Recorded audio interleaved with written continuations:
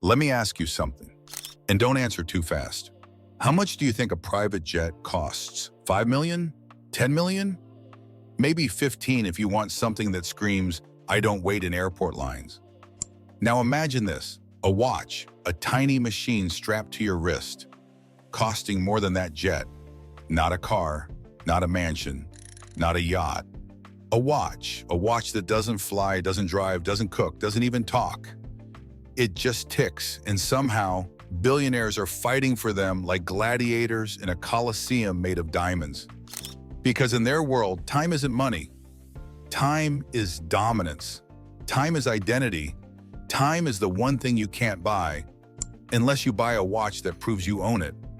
Today, you're stepping into a world where logic collapses, where diamonds outshine engines, and where a single tick of the second hand can cost more than your entire neighborhood. This is the world of luxury watches that cost more than a private jet. Buckle up, or better make that wind up, because this ride is about to get insane. The foundation of madness. To understand why a human would spend $20 million on something smaller than a cookie, you need to forget what a watch is supposed to be. These aren't tools. These aren't accessories. These aren't nice-to-have items. These are wearable assets, mechanical art pieces, status symbols forged in gold, sapphire, and insanity. Some took years to build. Some were never meant to be sold. Some exist in only one copy on Earth, and all of them share one thing: they make private jets look like budget purchases. Let's start at the entry level of this madness. The brands that set the stage for the multi-million-dollar titans. The gatekeepers of luxury. Jaeger-LeCoultre, the watchmaker's watchmaker. Imagine a brand so respected that other luxury brands secretly come to them for help. That's Jaeger-LeCoultre. Born in 1833 in Switzerland's Vallée de Joux, this brand created the legendary Reverso, a watch designed for polo players who kept smashing their dials during matches. So what did JLC do? They made a watch that flips its face around like a shield. Elegant, smart, indestructible. You can get a Reverso for around $4,300, but don't let that number fool you. Their Hybris Mechanica, with 19 complications, sold for $1.5 million. That's not a watch.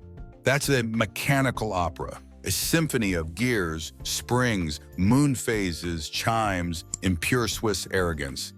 And that's just the warm-up. Blancpain, the oldest watch brand on Earth. Founded in 1735, Blancpain is older than electricity, older than the United States, older than the idea of luxury itself. Their 50 fathoms dive watch is legendary, worn by James Cameron into the Mariana Trench.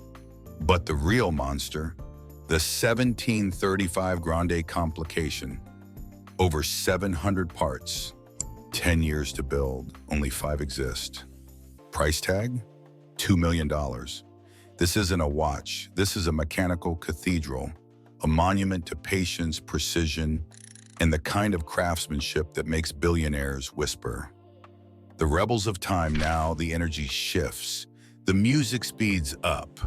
The visuals go from slow-motion macro shots to fast-cut adrenaline, because we're entering the world of Richard Mille. Richard Mille, the Formula One of horology. If watches had a racetrack, Richard Mille would be the car that breaks the sound barrier. Founded in 1999, this brand doesn't do classic. It does aerospace materials, graphene cases, movement suspended by cables, and shock resistance designed for race drivers. The RM56-02 Sapphire, a $2 million crystal skeleton that looks like it was stolen from a futuristic museum. The RM27-04 worn by Usain Bolt, a lightning bolt strapped to the wrist. Some prototypes have sold for over $15 million. At that price, you're not buying a watch. You're buying a piece of physics. Audemars Piguet, the rebel royalty. In 1972, AP dropped a bomb on the watch world, the Royal Oak. a steel sports watch that cost more than gold. People laughed. Then they bought it. Then they worshipped it. Today, the Royal Oak concept pieces, carbon titans with skeletonized movements, sell for over $10 million. LeBron James wears one. Jay-Z wears one. Hedge fund titans wear them like armor. These aren't accessories. They're trophies. The dynasties. Now the pacing slows. The visuals become cinematic again. We enter the realm of legacy, heritage, and generational wealth. Vacheron Constantin, the oldest continuous watchmaker. Founded in 1755, Vacheron has never stopped. Their reference 57260 is the most complicated watch ever made. 57 complications, 2,800 parts, 8 years of work, $10 million price tag. Only one exists because in this world, rarity is the ultimate flex. Patek Philippe, the king of kings. You never actually own a Patek Philippe, you merely look after it for the next generation. Sounds poetic until you see the $31 million Grandmaster chime. 20 complications, 2 dials. A calendar that won't need adjusting for a century. This isn't a watch. This is a dynasty in steel. We've crossed the gates of legacy. We've walked through the halls of dynasties. Now it's time to step into the realm where logic dies and luxury becomes a weapon. Because the next watches aren't just expensive, they're absurd. They're mathematically offensive. They're the kind of objects that make billionaires say, "Yeah, I'll take it," as if they're buying gum at a gas station. Welcome to the final stretch, the absurdity zone. Jacob & Company, the billionaire's playground. Jacob Arabo didn't come to the watch world to be subtle. He came to set it on fire. Jacob & Company is the brand you buy when you want the world to know you're not just rich, you're ridiculous. Their most infamous creation, the billionaire watch, a fortress of emerald-cut diamonds, a wrist-mounted chandelier, a piece so bright it could blind a small village. Price tag? $18 million. Conor McGregor wore one after a UFC fight because when you knock someone out in 13 seconds, you want your wrist to shine brighter than the arena lights. This watch doesn't whisper luxury, it screams it, it roars it, it punches luxury in the face and steals its lunch money. But even this isn't the final boss. Not even close. The final boss of insanity. Graph diamonds. The hallucination. This is where the music slows down. The visuals fade to black. A spotlight hits a single object. A bracelet. A rainbow. A fever dream. The graph diamonds hallucination. This isn't a watch. This is a hallucination carved into reality. Over 110 carats of rare colored diamonds. Pink, blue, yellow, green, orange. Each one rarer than the last. Every stone hand-selected. Every angle cut to perfection. Every millimeter screaming wealth. Estimated value, $55 million. Let that sink in. $55 million for something that doesn't even look like a watch at first glance. For something that tells time as a side quest. For something that costs more than a private jet, a mansion, a yacht, a fleet of supercars, and still leaves room for dessert. This is the moment where luxury stops being luxury. This is the moment where luxury becomes mythology. Why do these watches exist? Let's slow down. Let's breathe. Let's zoom out. Why would anyone spend $20 million, $30 million, $55 million on a watch?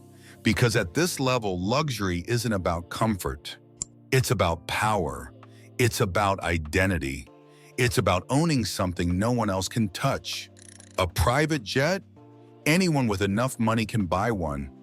But a watch that exists in only one copy on Earth, a watch that took a decade to build, A watch that required a team of artisans working under microscopes for thousands of hours? That's not a purchase. That's a conquest. That's a declaration. That's a billionaire saying, I don't follow the rules, I write them. The psychology of the ultra-wealthy. Here's the truth nobody likes to admit.